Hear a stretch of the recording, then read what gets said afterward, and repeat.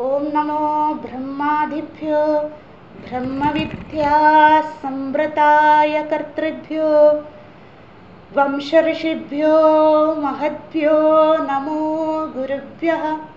सर्वोपप्लवरहितः प्रज्ञानघनः प्रत्यगर्थो ब्रह्मैवाहमस्मि।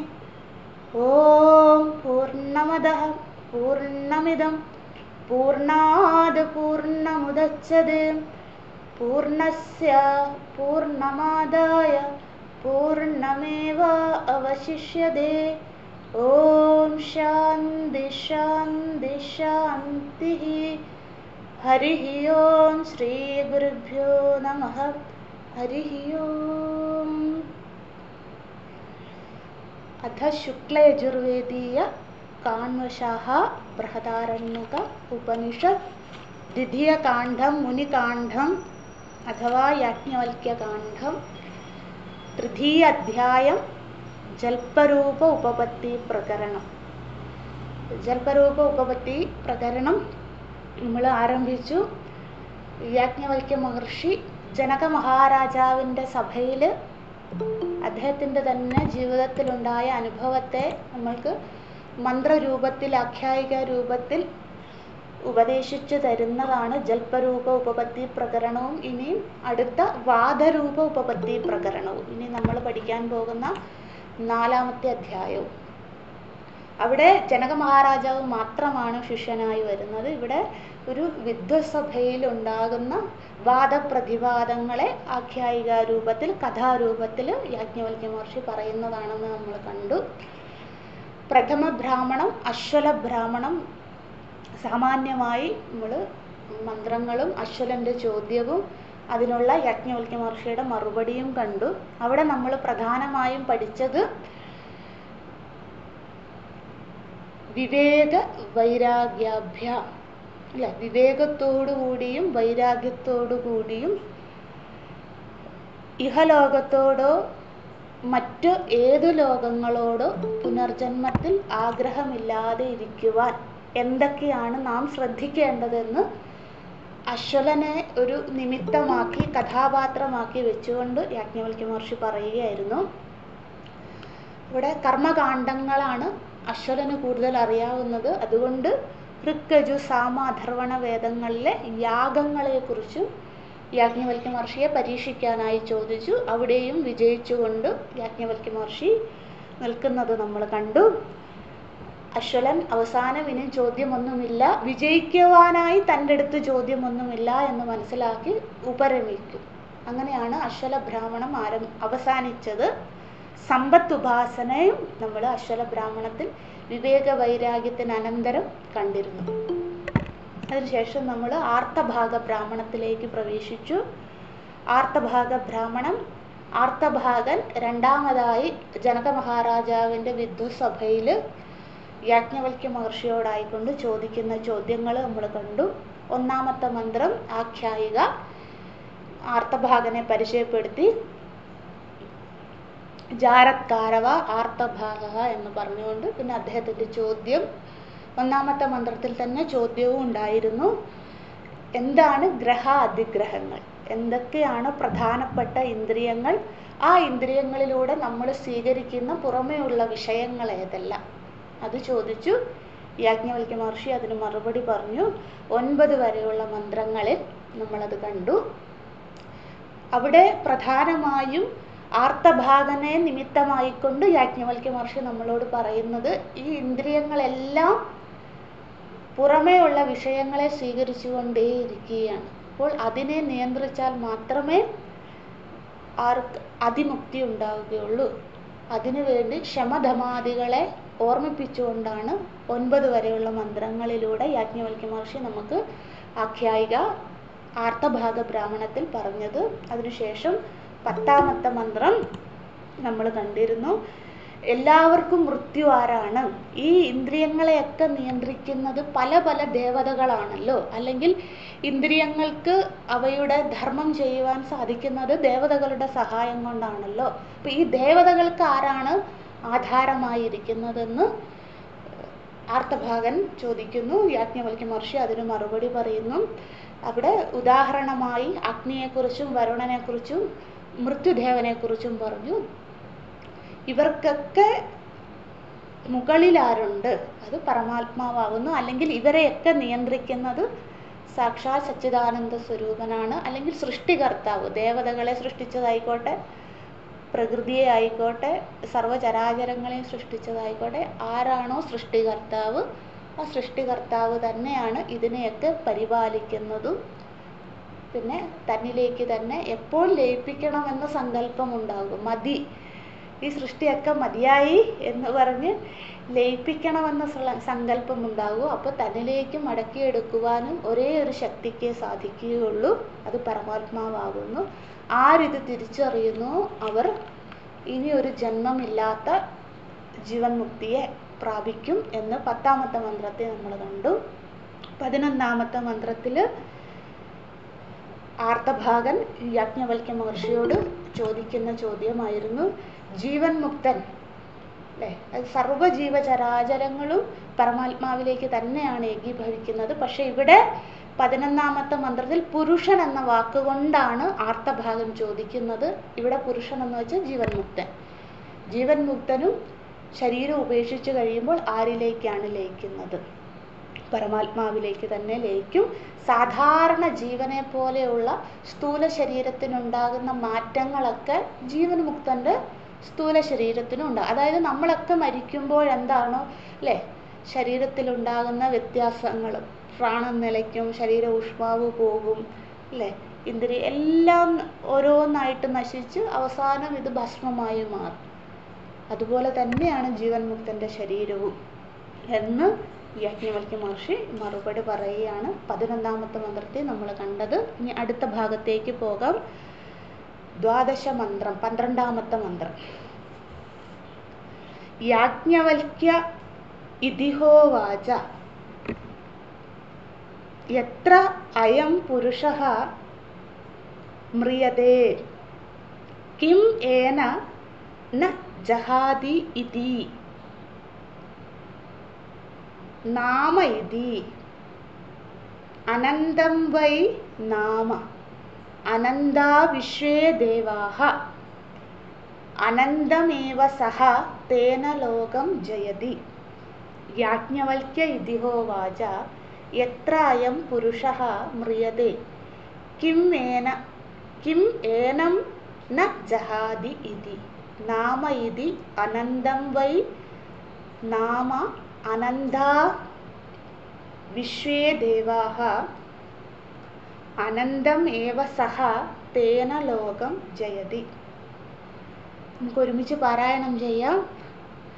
യാജ്ഞവൽക്യ ഇതിഹോവാച യത്ര അയം പുരുഷഃ മ്രിയതേ കിം ഏനം ന ജഹാതി ഇതി നാമ ഇതി അനന്തം വൈ നാമ അനന്താ വിശ്വേ ദേവാഃ അനന്തമേവ സഹ തേന ലോകം ജയതി. യാജ്ഞവൽക്യ ഇതിഹോവാച യത്ര അയം പുരുഷഃ മ്രിയതേ കിം ഏനം ന ജഹാതി ഇതി നാമ ഇതി അനന്തം വൈ നാമ അനന്താ വിശ്വേ ദേവാഃ അനന്തമേവ സഹ തേന ലോകം ജയതി. നമ്മുടെ മനസ്സിൽ ആ സഭാമണ്ഡപം ഉണ്ടായിരിക്കണം. ഉത്തരങ്ങൾ പറഞ്ഞുകൊണ്ട് ഒരു ഭാഗത്ത് യാജ്ഞവൽക്യ മഹർഷി ചോദ്യകർത്താവായി, ആർത്തഭാഗൻ സഭയെ മുഴുവൻ നിയന്ത്രിച്ചുകൊണ്ട് അല്ലെങ്കിൽ അധ്യക്ഷനായിക്കൊണ്ട് ജനക മഹാരാജാവ്, പിന്നെ അനേകം പണ്ഡിതന്മാരും ഇരിക്കുന്ന ആ വിദ്വത്സഭ. ഇവിടെ ആർത്തഭാഗൻ അടുത്തതായി ചോദിക്കുകയാണ്, യാജ്ഞവൽക്യ ഇതിഹോവാച. യാജ്ഞവൽക്യ മഹർഷിയോടായിക്കൊണ്ട് ആർത്തഭാഗൻ ഉവാച ചോദിച്ചു. എന്താണ് അടുത്ത ചോദ്യം? എത്ര അയം പുരുഷഃ. എത്ര എന്ന് വെച്ചാൽ എപ്പോഴാണോ. അവിടെ നമ്മൾ മനസ്സിലാക്കണം, എത്ര ഏകാദശ മന്ത്രേ, മുമ്പറഞ്ഞ മന്ത്രത്തിൽ, തൊട്ട് മുമ്പ് പറഞ്ഞ 11ാമത്തെ മന്ത്രത്തിൽ ആരെക്കുറിച്ചാണ് പറഞ്ഞത്? അവിടെ പരാമർശിച്ചത് അയം പുരുഷ.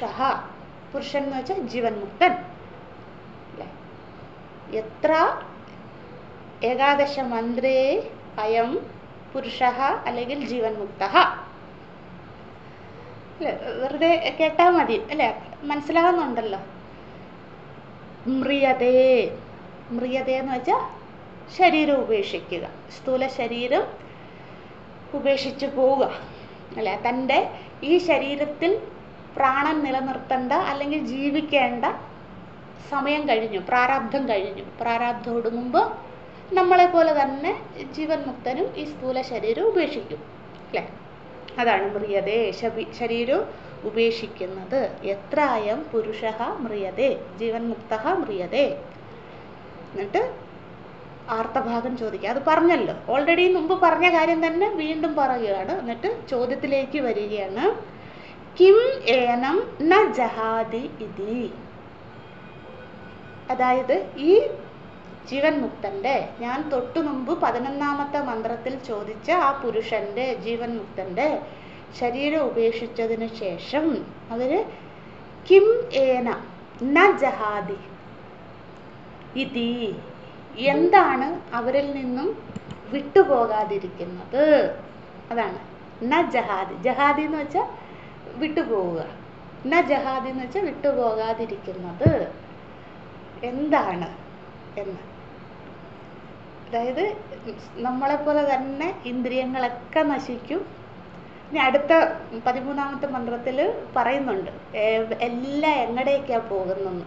അത് നമ്മുടെ ആയിക്കോട്ടെ, ജീവൻ മുക്തിൻ്റെ ആയിക്കോട്ടെ, സിദ്ധപുരുഷൻ്റെ ആയിക്കോട്ടെ, സർവ്വ ജീവചരാചരങ്ങളുടെയും ഓരോ ഇന്ദ്രിയങ്ങൾ എങ്ങടേക്കാണ് പോകുന്നതെന്ന് 13ാമത്തെ മന്ത്രത്തിൽ ആർത്തഭാഗം തന്നെ പറയുന്നുണ്ട്. പക്ഷെ ഇവിടെ അത് പറയുന്നില്ല, ജീവൻ മുക്തൻ്റെ കാര്യം മാത്രമാണ്. നമ്മളെപ്പോലെ തന്നെ യാജ്ഞവൽക്യ മഹർഷി പറഞ്ഞല്ലോ, നമ്മളെപ്പോലെ തന്നെ അവരുടെ ശരീരം വീർക്കും അല്ലേ. ശരീരത്തിൻ്റെ ഓരോ ഇന്ദ്രിയങ്ങളും നശിക്കും, അവസാനം സ്ഥൂല ശരീരം അവരുടെ നശിക്കും എന്ന് പറഞ്ഞല്ലോ. അപ്പോൾ എന്താണ് നശിക്കാത്തതായിട്ട് അവരുടെ ഉള്ളത്? ജീവൻ മുക്തൻ്റെ ഒരാൾ സാധനകളൊക്കെ ചെയ്ത് അല്ലെ, അനേക ജന്മ സംസിദ്ധ, എത്രയോ ജന്മങ്ങളുടെ സാധനകളുടെ ഫലമായിട്ടാണ് ഒരാൾ ഈശ്വര സാക്ഷാത്കാരത്തിലേക്ക് എത്തുന്നത്. അപ്പോൾ ആ ഈശ്വര സാക്ഷാത്കാരം അല്ലെങ്കിൽ മുക്തിയിലേക്ക് എത്തിക്കഴിയുമ്പോൾ നമ്മളെപ്പോലെ തന്നെ അവരങ്ങ് ശരീരം ഉപേക്ഷിച്ച് പോവുകയാണോ ഈ ലോകത്ത് നിന്നും ചെയ്യുന്നത്, അതോ എന്തെങ്കിലും ബാക്കി വെച്ചിട്ടാണോ അവർ പോകുന്നത്? അതാണ് ആർത്തഭാഗന്റെ ചോദ്യം. യാജ്ഞവൽക്യ മഹർഷി മറുപടി പറയുന്നു, നാമ ഇതി. നാമ ഇതി എന്ന് വെച്ചാൽ യാജ്ഞവൽക്യ ഉവാച. യാജ്ഞവൽക്യ മഹർഷി പറയുകയാണ്, അവിടെ അദ്ദേഹത്തിൻ്റെ സംഭാഷണ ഡയലോഗാണത്. നാമ ഇതി, അല്ലയോ ആർത്തഭാഗ, ജീവൻ മുക്തന്മാര് ശരീരം ഉപേക്ഷിച്ച് ഈ ലോകത്തു നിന്ന് പോകുമ്പോൾ ഒന്ന് മാത്രം അവർ ഇവിടെ ഉപേക്ഷിച്ചിട്ട് പോകും. എന്ത്? അവരുടെ നാമം. അനന്തം വൈ നാമ. ഇവിടെ നാമം അനന്തമാകുന്നു. അനന്തം എന്ന വാക്കിൻ്റെ അർത്ഥം, ഇവിടുത്തെ അർത്ഥം നശിക്കാത്തതെന്നാണ് അല്ലേ. സാധാരണ നമ്മൾ വ്യവഹാരത്തെ അനന്തം എന്ന് പറഞ്ഞാൽ എന്താണ്? അന്തമില്ലാത്തതെന്നല്ലേ. ഇവിടെ അതല്ല അർത്ഥം. ഇവിടെ ഗൂഢാർത്ഥം നമ്മൾ എടുക്കണം. ഗൂഢാർത്ഥം എന്ന് വെച്ചാൽ എന്താണ്? ഈ സന്ദർഭത്തിൽ ഉപയോഗിക്കുന്ന ഇന്നർ മീനിങ് അല്ലേ, അതാണ് ഗൂഢാർത്ഥം. രണ്ടർത്ഥം ഉണ്ടല്ലോ, ഗൗണാർത്ഥവും ഗൂഢാർത്ഥവും. ഗൗണാർത്ഥം എന്ന് വെച്ചാൽ നോർമലായിട്ട് ഉപയോഗിക്കുന്ന അർത്ഥങ്ങൾ അല്ലേ. വ്യവഹാരത്തിൽ നമ്മൾ ഓരോ വാക്കുകൾ പറയുമ്പോൾ ഉപയോഗിക്കാറില്ലേ, അതിന് എല്ലായിടത്തും ഒരർത്ഥമായിരിക്കും അല്ലേ. പക്ഷെ ഓരോ സന്ദർഭത്തിനനുസരിച്ച് അർത്ഥം മാറും, അതാണ് ഗൂഢാർത്ഥം. അപ്പോൾ ഇവിടെ എന്താണ്? അനന്തം എന്ന വാക്കിൻ്റെ ഗൂഢാർത്ഥം നശിക്കാത്തത് അല്ലേ, ഒരിക്കലും നശിക്കാത്തത്, അതാണ് അനന്തം. അതായത് അപ്പോൾ അനന്തം വൈ നാമഹ എന്ന് വെച്ചാൽ ജീവൻ മുക്തൻ്റെ ഒരു സിദ്ധപുരുഷൻ തൻ്റെ ശരീരം ഉപേക്ഷിച്ച് കഴിഞ്ഞാൽ അദ്ദേഹത്തിൻ്റെ എല്ലാ ഇന്ദ്രിയങ്ങളും അവയവങ്ങളും അദ്ദേഹത്തിൻ്റെ പ്രാരാബ്ധവും അദ്ദേഹം ചെയ്ത കർമ്മങ്ങളും അദ്ദേഹത്തിൻ്റെ വാസനകളും പുണ്യവും പാപവും എല്ലാം അവസാനിക്കും. പക്ഷെ ഒന്ന് മാത്രം അവസാനിക്കില്ല, അതെന്താണ്? നാമം. അവരുടെ നാമം ഒരിക്കലും നശിക്കില്ല, അതാണ് അനന്തം. നാമം നശിക്കാത്തതായി ഈ ലോകമുള്ളിടത്തോളം കാലം അവരുടെ നാമവും ഉണ്ടായിരിക്കും. അല്ലേ? ഉദാഹരണത്തിലേക്കൊന്നും പോകേണ്ട ആവശ്യമില്ല, നമുക്കൊക്കെ അറിയാം. അറിയാത്തതും ഉണ്ട് കേട്ടോ. നമുക്ക് ഒരുപാട് മഹാത്മാക്കൾ നമുക്ക് പുസ്തകം വായിച്ചതിലൂടെ അല്ലെങ്കിൽ കേട്ടറിവുകളിലൂടെയൊക്കെ ഒരുപാട് മഹാത്മാക്കളുടെ പേരൊക്കെ അറിയായിരിക്കും. പക്ഷെ അറിയാത്തതാണ് അതിലും കൂടുതൽ. ചില മഹാത്മാക്കൾ ശരീരം ഉപേക്ഷിക്കുന്നു, അവർക്ക് തോന്നുമ്പോൾ ഒരു ശരീരം ഉപേക്ഷിച്ചു പോകുന്നു. നമ്മളറിയാത്ത എത്രയോ മഹാത്മാക്കൾ പുറത്തേക്ക് വരാത്തതായിട്ട്, കാരണം അവർക്കത് താല്പര്യമില്ല. അല്ലേ? ഒരു 1000-ൽ ഒരാളായിരിക്കും ലോക വ്യവഹാരത്തിലേക്ക് വരിക. അവരെക്കുറിച്ച് മാത്രമേ നമ്മൾ കേട്ടിട്ടും കണ്ടിട്ടോ അല്ലെങ്കിൽ അറിഞ്ഞിട്ടോ ഉണ്ടാവുകയുള്ളൂ. അറിയാത്തതായി അനേകം പേരുണ്ട്. കാരണം എന്താണ്? അവർക്ക് താല്പര്യമില്ല, പബ്ലിസിറ്റിക്ക് താല്പര്യമില്ല. അവരെന്താണ്? വ്യവഹാരത്തിൽ നിന്നും വിട്ടു നിൽക്കും. ഒരുപാട് കഥകൾ അങ്ങനെയും നമ്മൾ കേട്ടിട്ടുണ്ടാകും. അല്ലേ? അവരെ നായ്ക്കൾ സംരക്ഷിക്കുന്നത്, അവർ കാട്ടിലൊക്കെ ആയിരിക്കും താമസിക്കുക, അപ്പം മൃഗങ്ങളെ സംരക്ഷിക്കുന്നതൊക്കെ നിങ്ങൾ കേട്ടിട്ടുണ്ടാകും. കാരണം എന്താ? അവർക്ക് പുറത്തേക്ക് വരാൻ, ലോക വ്യവഹാരത്തിലേക്ക് വരാൻ താല്പര്യമില്ലാത്തതുകൊണ്ട്. അപ്പം അങ്ങനെയുള്ള ഉണ്ട് ഈ ലോകത്ത്. പക്ഷെ യാജ്ഞവൽക്യ മഹർഷി അതിനെക്കുറിച്ചല്ല പറയുന്നത്. സാധാരണയുള്ള നമ്മൾക്കറിയാവുന്ന ജീവൻ മുക്തന്മാരെ കുറിച്ചാണ് പറയുന്നത്. അവരുടെ നാമം ലോകമുള്ളിടത്തോളം കാലം നിലനിൽക്കും. ഉദാഹരണം ഒന്നും പറയേണ്ട ആവശ്യമില്ല. നമുക്ക് അനേകം മഹാത്മാക്കളുടെ നമ്മൾ കേട്ടിട്ടുണ്ട്.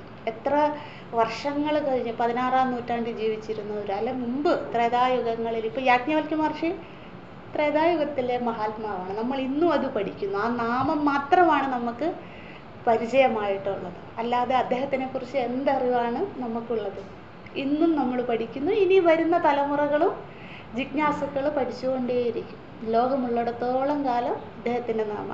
അതുപോലെ എത്രയെത്ര മഹർഷിമാർ, അതിനുശേഷം കലിയുഗം എത്തിക്കോട്ടെ, അവിടെയും എത്രയെത്ര മഹാത്മാക്കൾ. അല്ലേ? ഭഗവാൻ ആദിശങ്കരാചാര്യ സ്വാമികൾ, അല്ലേ? ബുദ്ധ ഭഗവാൻ. അതിനുശേഷം 16-ാം നൂറ്റാണ്ടെത്തിയാൽ ചൈതന്യ മഹാപ്രഭു, 18-ാം നൂറ്റാണ്ടെത്തിയ രാമകൃഷ്ണ പരമഹംസർ, അങ്ങനെ എത്രയെത്ര മഹാത്മാക്കൾ. അവരുടെ നാമം ശരീരം ഉപേക്ഷിച്ച് പോയിട്ട് എത്ര കാലങ്ങളായി. പക്ഷെ അവരുടെ നാമം, പേര് എപ്പോഴും നിലനിർത്തും. എല്ലാവർക്കും അറിയണമെന്നില്ലായിരിക്കും. നമ്മളിപ്പോൾ നമ്മുടെ വീടിൻ്റെ അടുത്തുള്ള ഒരാളോട് ചോദിച്ചു നോക്കൂ, ഇന്നവരെ അറിയാമോ? ചിലപ്പോൾ അവർക്കറിയണമെന്നില്ല. ഇവിടെ നാമം നിലനിൽക്കുമെന്ന് പറഞ്ഞാൽ സാധകരുടെ ഇടയിൽ നിലനിൽക്കും. അല്ലേ? അവർ മാത്രമേ മുമ്പ് ജീവിച്ചിരുന്ന, ശരീരം ഉപേക്ഷിച്ചു പോയ ആരൊക്കെയാണ് മഹാത്മാക്കളായിട്ടുള്ളത്, അവരെന്തൊക്കെയാണ് അവരുടെ ശിഷ്യന്മാർക്ക് പറഞ്ഞു കൊടുത്തിട്ടുള്ളത്, അവരെന്തൊക്കെയാണ് ചെയ്തിട്ടുള്ളത്, അവരെന്തൊക്കെ ലീലകളാണ് ആടിയത്, ഭാവങ്ങളാണ് അവർ പ്രകടിപ്പിച്ചത്, അതൊക്കെ നമ്മളെപ്പോലെയുള്ള ജിജ്ഞാസുക്കളെ അന്വേഷിച്ചു പോവുകയുള്ളൂ. അവരുടെ ഇടയിൽ അനന്തം നശിക്കാത്തതായി ഈ നാമം നിലനിൽക്കും. അല്ലാണ്ട് കോമൺ പീപ്പിളിനെ കുറിച്ചല്ല ഇവിടെ യാജ്ഞവൽക്യ മഹർഷി പറയുന്നത്. അവർക്ക് അറിയണമെന്നേ ഇല്ല. സാധാരണക്കാരോട് ചോദിച്ചു നോക്കൂ, അല്ലേ? ഏതെങ്കിലും ഒരു മഹാത്മാവിനെ കുറിച്ച് പേര് ചോദിച്ചാൽ അറിയുമോ എന്ന് പറയുന്നത് തന്നെ വളരെ വളരെ റെയറായിട്ടായിരിക്കും നമ്മൾക്കത് കിട്ടുക. അപ്പോൾ ഇവിടെ യാജ്ഞവൽക്യ മഹർഷി നാമം അനന്തമാകുന്നു, നാമം നശിക്കാത്തതായി എന്നും, സാധകരുടെ ഇടയിൽ നശിക്കാത്തതായി എന്നും, നമ്മളുടെ പൂർവികരായ മഹാത്മാക്കളുടെ നാമം എന്നും നിലനിൽക്കും എന്ന് യാജ്ഞവൽക്യ മഹർഷി പറയുകയാണ്. എന്നിട്ട് ഉദാഹരണം പറയുകയാണ്. അനന്താ വിശ്വേ ദേവാഹ. എങ്ങനെയാണോ ഈ വിശ്വം എന്ന് വെച്ചാൽ സർവ്വലോകങ്ങളെ, വിശ്വം എന്ന വാക്കുകൊണ്ട് ഇവിടെ ഉദ്ദേശിക്കുന്ന അതാണ്, സർവ്വലോകങ്ങളുടെയിലുള്ള ദേവന്മാർ നശിക്കാത്തതായി നിലനിൽക്കുന്നത്. അല്ലേ? അനന്താ വിശ്വേ ദേവാഹ എന്ന് വെച്ചാൽ ഈ സർവ്വലോകങ്ങളിലുമുള്ള ദേവതകളുടെ നാമം എങ്ങനെയാണോ നിലനിൽക്കുന്നത്, അല്ലേ? അത് അവരുടെ നാമം നശിക്കുന്നില്ലല്ലോ. അതായത് ഇന്ദ്രൻ എന്നുള്ള നാമം, വരുണൻ എന്നുള്ള, ആളുകൾ മാറി മാറി വരും. ഇന്ദ്ര പദവികൾ മാറും. പക്ഷെ ആ നാമമില്ലേ, അവരുടെ എന്താ പറയുക, ഡെസിഗ്നേഷനാണത്. ദേവേന്ദ്രൻ എന്നതൊരു പോസ്റ്റാണ് അല്ലേ. വരുണദേവൻ, അഗ്നിദേവൻ, ഇതൊക്കെ ഈ നാമങ്ങൾ നശിക്കുന്നില്ലല്ലോ. അതുപോലെ അത് ഉദാഹരണമായിട്ട് പറയുകയാണ് കേട്ടോ. അനന്താ വിശ്വേ ദേവാഹ എന്ന് വെച്ചാൽ ഈ സർവ്വലോകങ്ങളിലുമുള്ള അല്ലെങ്കിൽ ഈ വിശ്വത്തിലുള്ള ദേവതകളുടെ നാമം എങ്ങനെയാണോ നശിക്കാതിരിക്കുന്നത്, അതുപോലെ ജീവൻ മുക്തന്റെ നാമവും ഒരിക്കലും നശിക്കുകയില്ല എന്ന് യാജ്ഞവൽക്യ മഹർഷി ആ സഭയിലുള്ള എല്ലാവർക്കും ക്ലിയർ ആകാൻ വേണ്ടി, മനസ്സിലാകാൻ വേണ്ടി, വ്യക്തമാകാൻ വേണ്ടി യാജ്ഞവൽക്യ മഹർഷി ദേവതകളുടെ നാമത്തിൻ്റെ ഉദാഹരണം പറഞ്ഞു എന്ന് മാത്രമേ ഉള്ളൂ.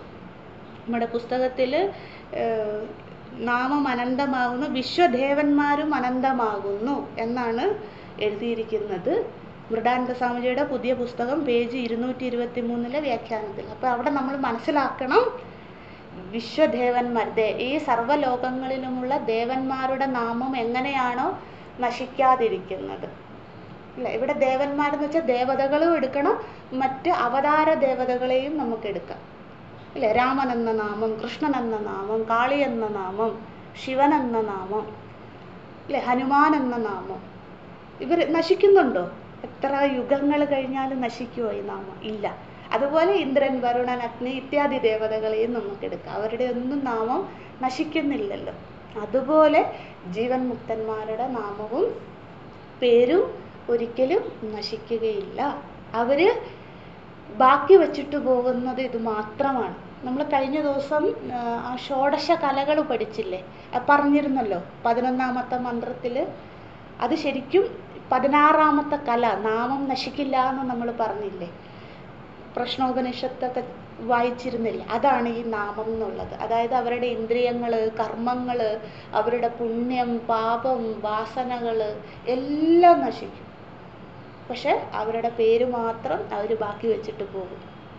അതാണ് ഇവിടെ യാജ്ഞവൽക്യ മഹർഷി തുടർന്ന് പറയുന്നത്. അനന്താ വിശ്വേ ദേവാഹ അനന്തമേവ സഹ. ഈ ജീവൻ മുക്തൻ എന്താണ് ചെയ്യുന്നത്? അദ്ദേഹത്തിൻ്റെ അവസാനം എന്താണെന്ന് പറയാണ്. തേന ലോകം ജയതി. ജയതി എന്ന് വെച്ചാൽ ഇവിടെ എഴുതിക്കോളൂ, അതിവർത്തതി എന്നാണ്. ജയിക്കുക എന്നുള്ള അർത്ഥമല്ല. ഈ സന്ദർഭത്തിൽ ജയതി എന്ന വാക്കുകൊണ്ട് യാജ്ഞവൽക്യ മഹർഷി ആ സഭയോട് പറയുന്നത്, അല്ലെങ്കിൽ ആർത്തഭാഗനോട് പറയുന്നത് അതിവർത്തതി എന്ന് വെച്ചാൽ ഈ ജീവൻ മുക്തന്മാർ അനന്തലോകങ്ങളെ അതിവർജിച്ചു മുക്തപുരുഷനാകുന്നു.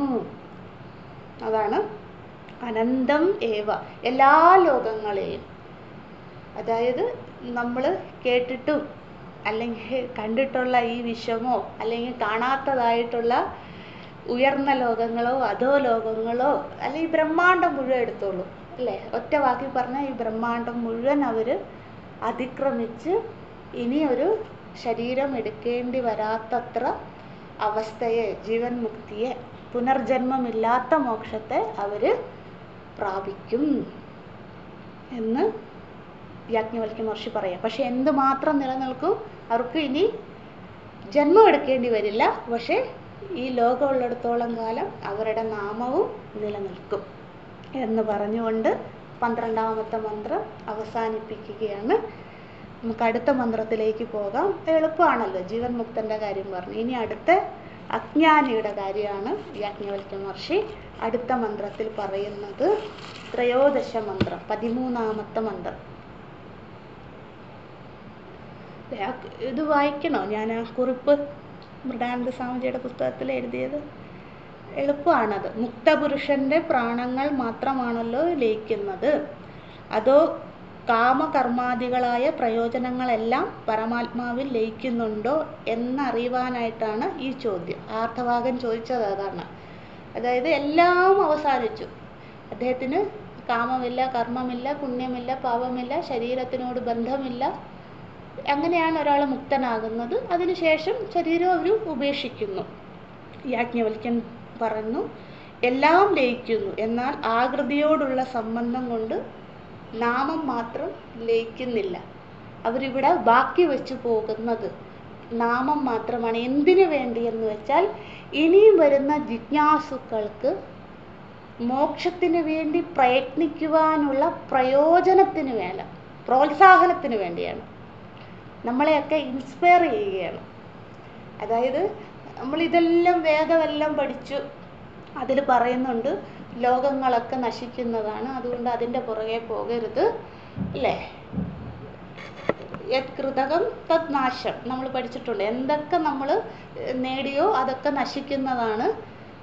അപ്പം നശിക്കാത്തതായി അന്വേഷിച്ച് വരുന്നവരാണല്ലോ മോക്ഷമാർഗത്തിലേക്ക് വരുന്നത്.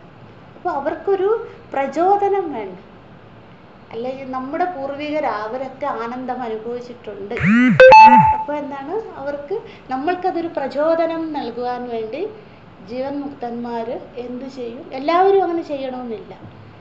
ലോകഹിതാർത്ഥം അവർ എന്ത് ചെയ്യും? ഇനിയും വരുന്ന തലമുറകൾ ഇത് പഠിക്കണം, അല്ലേ? യാജ്ഞവൽക്യ മഹർഷി എന്തിനാ ഇത്രയും പ്രയാസപ്പെട്ട് ഇത് നമ്മളോട്ട് ഈ ഉപനിഷത്ത് തരുന്ന? അല്ലെങ്കിൽ ഏത് മഹാത്മാക്കളായിക്കോട്ടെ, ഭഗവാൻ വേദവ്യാസ മഹർഷി എന്തിനാണ് ഭാഗവതം ചെയ്തത്, അല്ലെ പുരാണങ്ങൾ ചെയ്തത്? അദ്ദേഹത്തിന് വേദത്തെ മാത്രം വ്യസനിച്ച് ഇരുന്നാൽ മതിയായിരുന്നു. അതിലെല്ലാം ഉണ്ട്.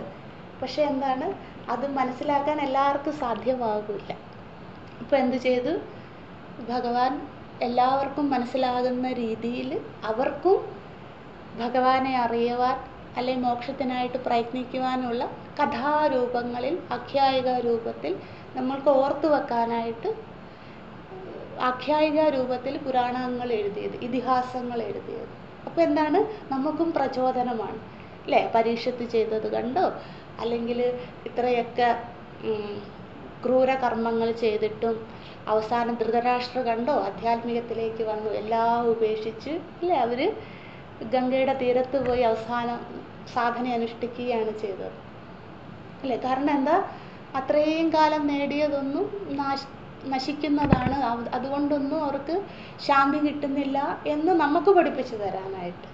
അപ്പോൾ എന്താണ്, ഇങ്ങനെയൊക്കെയാണ് നമ്മുടെ പൂർവികർ ചെയ്തത്. അപ്പോൾ അവസാനത്തെ ആശ്രയം മോക്ഷമാണ് എന്ന് പറയാൻ വേണ്ടി, അല്ലെങ്കിൽ എന്ന് നമ്മൾക്ക് മനസ്സിലാക്കിക്കാൻ വേണ്ടിയാണ് ഈ കഥാപാത്രങ്ങളൊക്കെ പറഞ്ഞു തന്നത്. അതുപോലെ തന്നെയാണ് ജീവൻ മുക്തന്മാരുടെയും. കാരണം എന്താണ്, നമ്മൾ ഈ ത്രേതായുഗ, ദ്വാപരയുഗ, ഏത് യുഗമായിക്കോട്ടെ, അവിടെയുള്ള ഈ കഥകളിലൂടെ മാത്രമേ നമുക്കറിയുള്ളൂ. അപ്പോൾ ഈ തലമുറയിൽ അല്ലെങ്കിൽ ഈ യുഗത്തിൽ നമുക്കെന്താണ്, ഈ കഥാപാത്രങ്ങളൊക്കെ സത്യമാണോ, ഇത് സംഭവിച്ചതാണോ, അല്ലേ? എന്തൊക്കെ വാദപ്രതിവാദങ്ങളാണ് ലോകത്ത് നടക്കുന്നത്, അല്ലേ? എല്ലാ കൊല്ലവും നിങ്ങൾ ശ്രദ്ധിച്ചാൽ മനസ്സിലാകും, കർക്കിടക മാസം എത്തുമ്പോൾ ഭഗവാനെ, രാമനെ കുറിച്ച് എന്തെല്ലാം ആളുകൾ പറയുന്നത്, അല്ലേ? എന്തൊക്കെ ചർച്ചകളാണ് ചാനലുകളിൽ നടക്കുന്നത്, കോളേജുകളിൽ നടക്കുന്നത്, എന്തൊക്കെ നടക്കും, നമ്മൾ മാധ്യമങ്ങളെടുത്താൽ കാണാവുന്നതാണ്. ഭഗവാൻ എന്തെങ്കിലും മാറ്റം ഉണ്ടാകുന്നുണ്ട്, അല്ലേ? ഭഗവാന്റെ പ്രഭാവത്തിന് എന്തെങ്കിലും കോട്ടസോ ഇല്ല. പറയുന്നവരിങ്ങനെ പറഞ്ഞുകൊണ്ടേയിരിക്കും. അപ്പം സാധകർക്ക് എന്ത് പറ്റും? അവർ ഇതിൽ കൺഫ്യൂസ്ഡ് ആയി പോകും.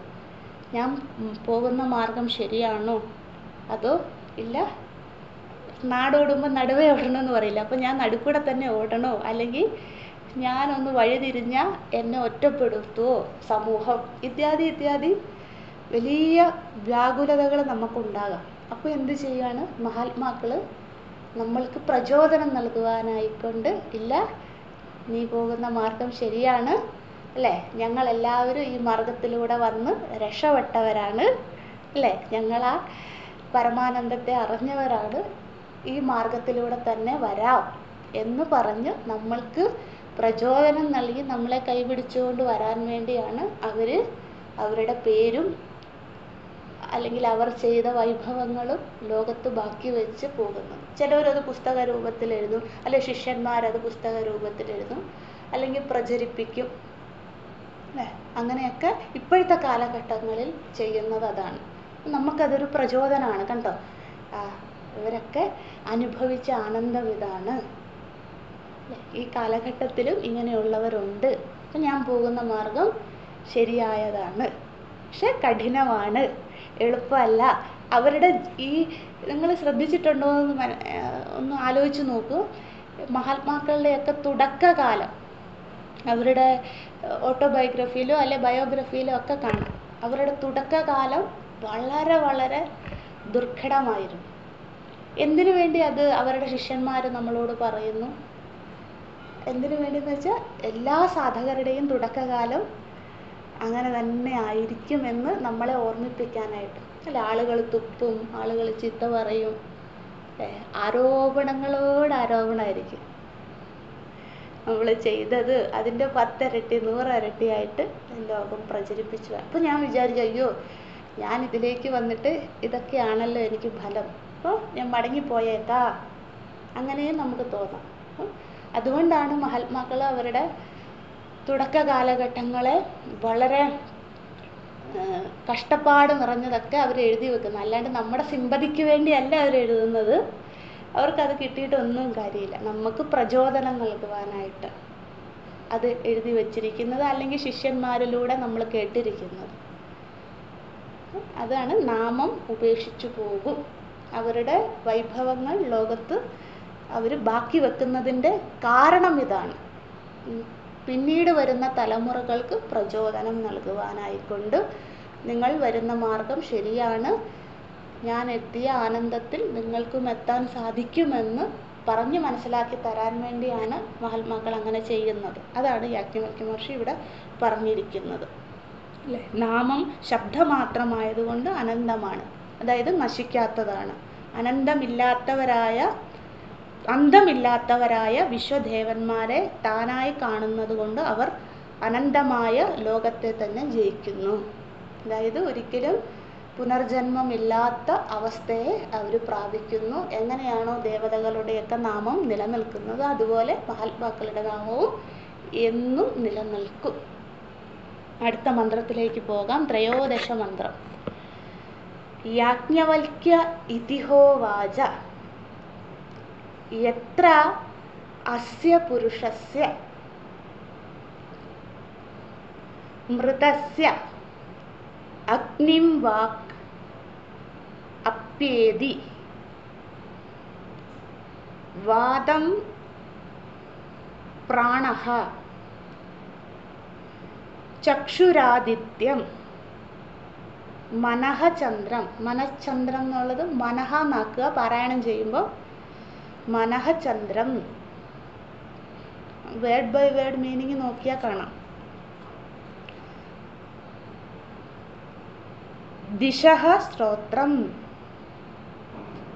പൃഥിവീം ശരീരം ആകാശമാത്മാ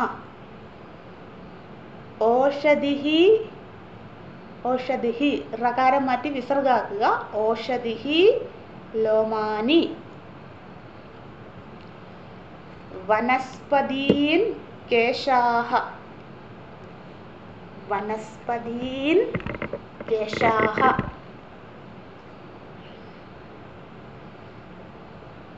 അപ്സു ലോഹിതം ച രേതച്ഛ. അപ്സു ലോഹിതം ച രേതച്ഛ നിധീയതേ.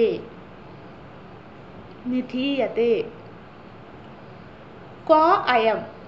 ക്വായം എന്ന് വെച്ചാൽ ക്വാ അധികം അയം. ക്വാ അയം.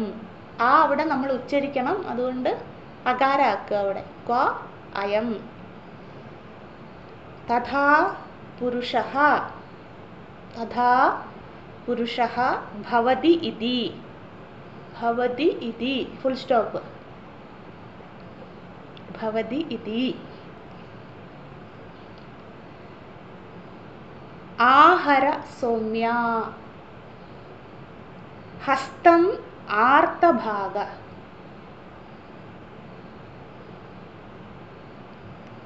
ആവാം ഏവ ഏതസ്യ.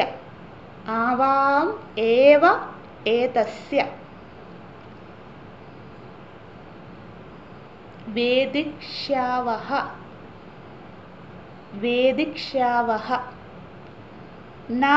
നാവേതത് സജന ഇതി. Full stop. സജന ഇതി. Full stop.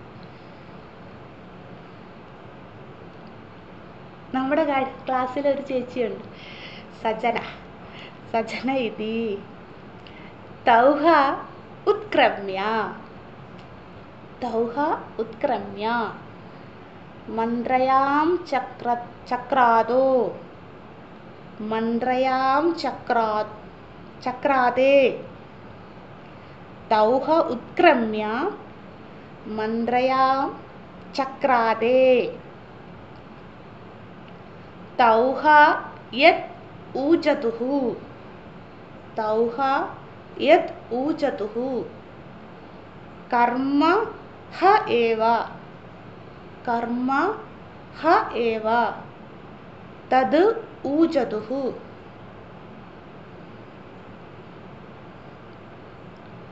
അധ യത് പ്രശംസതുഹു പ്രശംസതുഹു കർമ്മഃ ഏവ തത് പ്രശംസതുഹു കർമ്മഃ ഏവ തത് പ്രശംസതുഹു പുണ്യോ വൈ അത് അണ്ടർലൈൻ ചെയ്തോളൂ. വളരെ ഇമ്പോർട്ടൻ്റ് ആയ കാര്യമാണ്, നമ്മൾക്ക് മനനം ചെയ്യാൻ വേണ്ടി, അല്ലാണ്ട് കാണാണ്ട് പഠിക്കേണ്ട കാര്യമൊന്നുമില്ല. നമ്മുടെ പുനർജന്മം എങ്ങനെയാണ് എന്ന് ശാസ്ത്രം പറയുകയാണ്. പുണ്യോ വൈ പുണ്യേന പുണ്യോ വൈ പുണ്യേന കർമ്മണ ഭവതി പാപഃ പാപേന ഇതി.